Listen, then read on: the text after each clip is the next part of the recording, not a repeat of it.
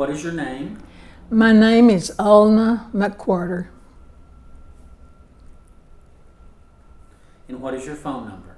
My phone number is 903-878-2258. And your address? 645 County Road 1306, Quitman, Texas. Today we are interviewing Ulna McWhorter. Today's date is May 19th, 2022. The interview in which you're about to participate is part of the Wood County Historical Commission's project to record the history of the common schools of Wood County, Texas. What year did you begin teaching? I began teaching in 1959, and this was at Diana, Texas. It wasn't a Wood County school.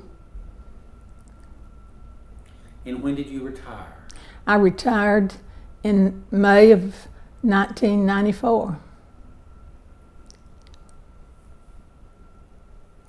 What were the names of the schools in Wood County where you taught? I taught at Lone Grove, and that was in 1960.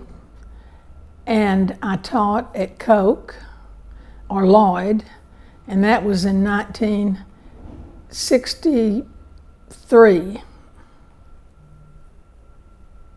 What grades did you teach?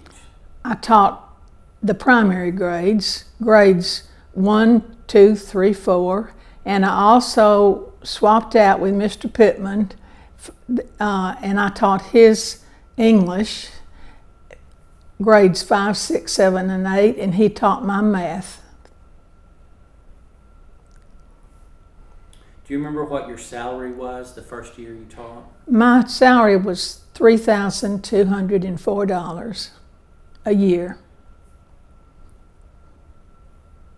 9 months, a nine-month term. Did the county split up your pay throughout the whole year, or was it just during the school year? It was the whole year. How many rooms did the school have here at Coke? How many classrooms? The Coke School had 2 classrooms, one for the grades 1 through 4 and the other one for grades 5 through 8. What time did a typical school day begin? A school day would begin at 8 o'clock and end about 3 or 3:30. Do you remember when the school year began? The school year would begin after Labor Day in September, and then it closed in May.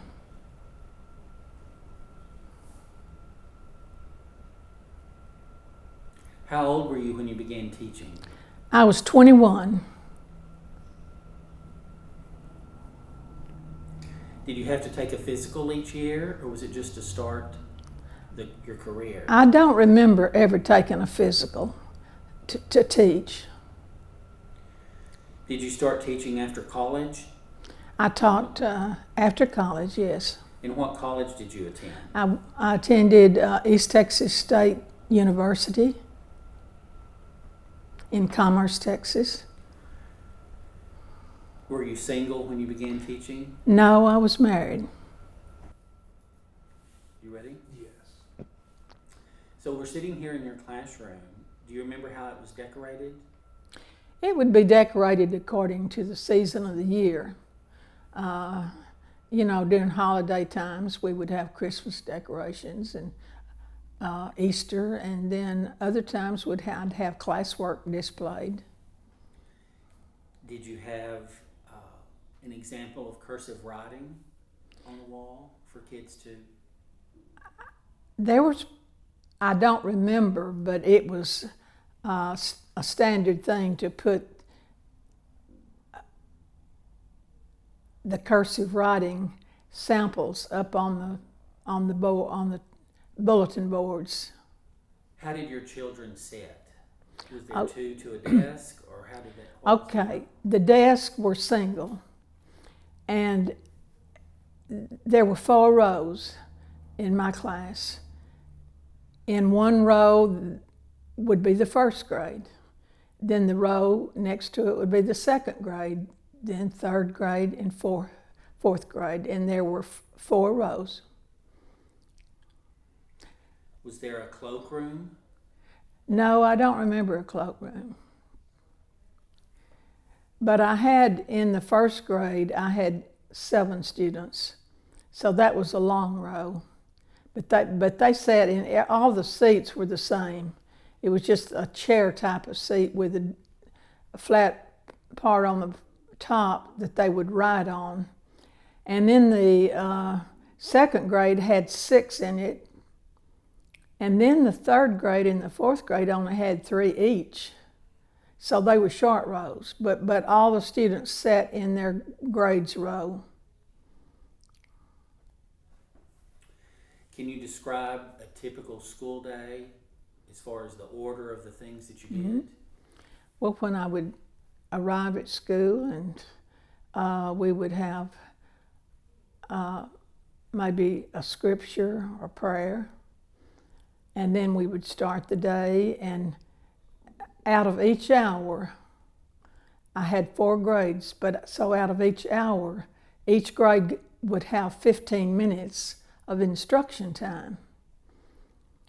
And that time was very well used. And I would walk over to that row. My desk was at the front of the room. And I would leave my desk, walk over to the row, and be very close to the students. And I mean, 6 or 7 children, you're going to get their attention. They can't daydream, they can't doodle, they can't do something else while they're getting their instruction. And then I would go, after 15 minutes, go to the second grade and spend 15 minutes with them. And then the same, the third and the fourth grade. The students who were not engaged in instruction, they could do different things. They could listen to that class lesson and get a review, which I think helped students to reinforce their learning. And then they could read, if they were old enough to read books, fiction books, library books, or they could draw, or they could help the younger students. So that was the way the time was used. And at that time, the school had workbooks that were correlated with the texts that we had. So they could do workbook lessons to reinforce what they were learning, for instance, in history or science, reading. And the older children would help the younger children sometimes in helping them to practice reading. And so that's usually the way an hour would go. Then the next subject, it would be the same thing. Did you have a recess in the morning? We had a recess, and it was about 15 minutes. So were you on duty at recess? Yes, I was on duty all day long. All day long. From the minute I got here until the minute I left. Teachers did not have planning periods. They did not have conference period or time off. You were with your children all the time, even during lunch. You were doing well if you had a bathroom break. So what did you do for lunch? We had a wonderful lunchroom program. Delicious food. The ladies that cooked it, we had a cook. Now I've heard people talk about the mothers coming up and cooking, and I'm sure that probably happened maybe in the early years, but when I was teaching out here, there was an employed cook, and we had delicious food. And it was free. The students got free food. And they also had free school supplies. Coke had did have some oil money, and they used it well. It benefited the children. So what did your students, what were they required to bring to class, or did they just keep their supplies at class? Well, we kept all the supplies in the classroom. You know, what we had when I was teaching were wooden boxes, like apple boxes, and they were used for storage. And maybe the notebook paper would be in one of those boxes. So and pencils, if they needed something, they'd walk up there and get it. So what did you do at recess? Just watch the kids? Yes, we just kind of rest, and most of the time at recess they would play on swings. My young ones would. They would play on the swings, and there was a seesaw. And the older ones, I don't remember what they did. I do know that they had ball teams, had softball teams, and basketball, a outdoor court on a dirt court, and the school would compete with some of the other rural schools, the other common schools, Cartwright and Lone Grove and New Hope. I'm not sure about New Hope, but I can remember those students from Lone Grove and Cartwright coming to our school, and we would go to their school on buses. We had school buses at that time. One bus, that's all we needed for this school, because I think there were not more than 50 students out here when I was here. How was your classroom heated? It was a propane, probably a propane stove. And cooled? We had big fans. We did not have an air conditioner unit. And we had windows. You raised the windows and you turned on the fans. And the fan was quite an extravagance at that time. Not all schools had fans. But school did not start till, in the fall, and so most of the hot days had already gone by. And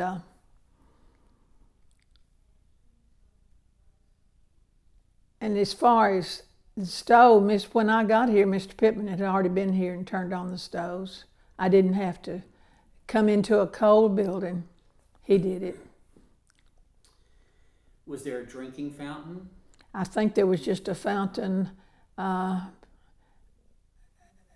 kind of attached to the wall in the building. It was. So the building had running water? Oh yes, we had indoor plumbing.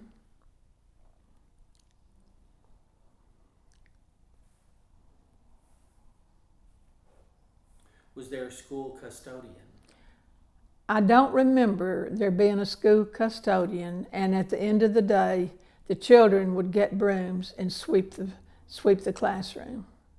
Now, Mr. Pittman had the older children, and they could do a lot, but I just had fourth graders and third graders, so but they did a good job, and they learned. They learned to clean, and also learned to not make a mess, so they had to clean it up. Picking up after yourself is a good skill. Did your students have a separate music class or PE class? No, we did not. The music, occasionally, we would go into the auditorium, and there was a piano in there, and I would play, and the children would sing. And I have a book that was used as some of the songs. This was a very common music book used back in the 40s and 30s and 50s. The Golden Book of Favorite Songs. It has a lot of standards, patriotic songs, and military songs, and they would sing these songs. So this was one that was commonly used.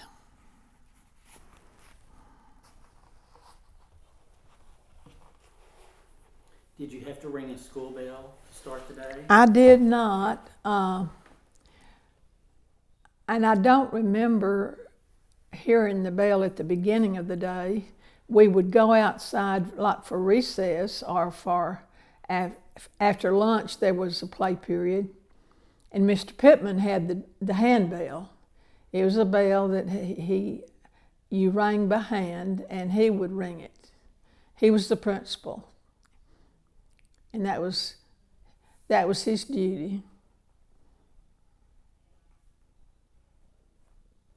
Did you have spelling bees or geography contests? I don't remember any spelling bees or geography contest.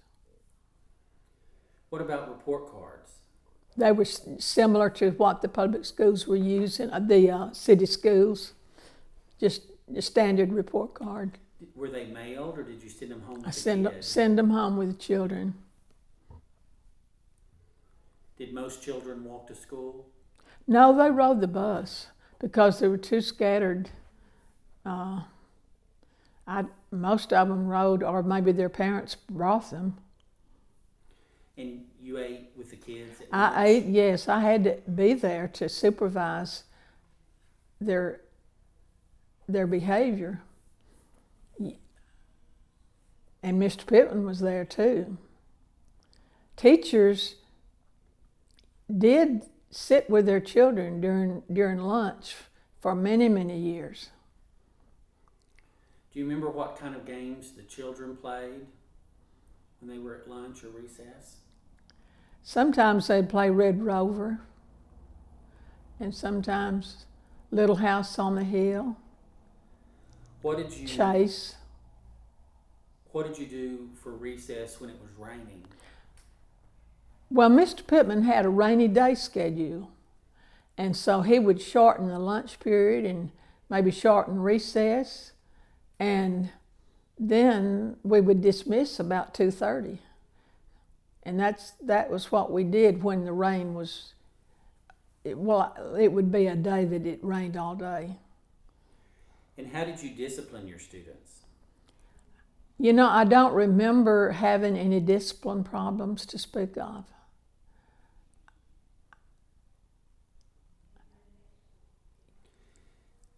Did you have a Bible in your classroom? Yes. Did you ever read from it? I would read scriptures at times. Do you remember the names of any of your textbooks? I don't. I can't remember them, but Did your school have a Christmas tree? yes, we had a Christmas tree. We had a Christmas program. That was always part of the activities, to have this Christmas program. And the teachers would there were books that could help teachers to give them materials for programs. And there would be some that would say this is one, Christmas book for rural schools. And so you would order these from a educational company, and they have plays in it. And one of these is Professor Gets a Lesson, and Best Christmas Ever. And then there were poems in these too that some children could recite. So this was a very valuable type of material that a teacher could have. Was there a graduation at the end of the year for the 8th grade? I think that sometimes there would be a county graduation where all the schools would go together and have their graduation, because there wouldn't be enough for one small school, they might have 6 children in the 8th grade. And so the schools would combine for this graduation and maybe rotate having it at the different school buildings. And all schools at that time had auditoriums. It was a very important part of their building. The Lone Grove had an auditorium, and Cartwright had an auditorium. And I know Pleasant Grove, that had consolidated before I started teaching out at Coke, but most of them had auditoriums. Did the school have a kindergarten? No. Do you think students look forward to coming to school? I think they enjoyed school. And why do you think they looked forward to coming to school? Well, their friends, there weren't bullies, and they enjoyed being with their friends, and probably a lot of them didn't live in town, so they may not had many children around to play with, so that was an interest that they would have, to have other children to play with. And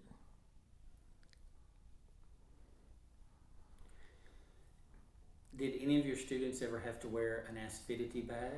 no. Is there anything else that you would like to add? Any funny stories, or just how you... Well, I had thought about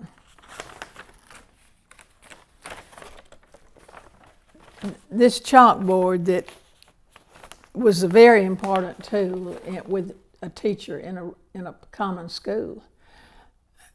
These students would go to the board, and they would do math. They would perform math problems, and a teacher could just look and see if they knew what they were doing. You could diagram sentences. You could call it. I guess you could have spelling lessons with them.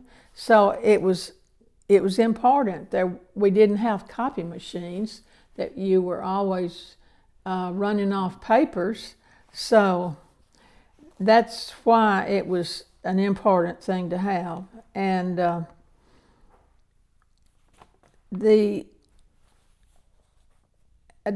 as far as grading, we had no calculators. The teachers did not have any kind of machines to average grades. And a lot of times I would let my students, I would call out numbers. I would not tell them whose grades they were, but I might give them a code or something, and I would call out those grades, and 2 of them would have the same list of numbers, and then if they got the same answer, that was probably right.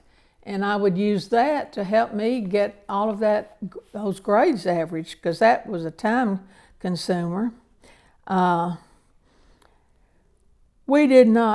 Teachers did not have conference periods. I think we've already talked about this, but that's one thing that teachers today have: a planning period, 45 minutes or an hour, and you certainly didn't have it out here. In fact, we didn't have sick leave.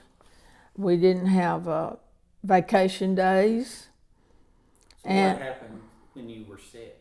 One time, I never was sick, except one time there was a death in the family, and I had to leave and travel to another area, and this Mr. Pittman's wife came up here and sat with my students, and she tried to teach them as much as she could, but anytime a teacher is absent, there's going to be a loss of learning for students, and that's true today, because nobody can come in and know exactly where you are or what your students are capable of doing. How would you describe your experience as a common school teacher? It was very good memories, very good memories.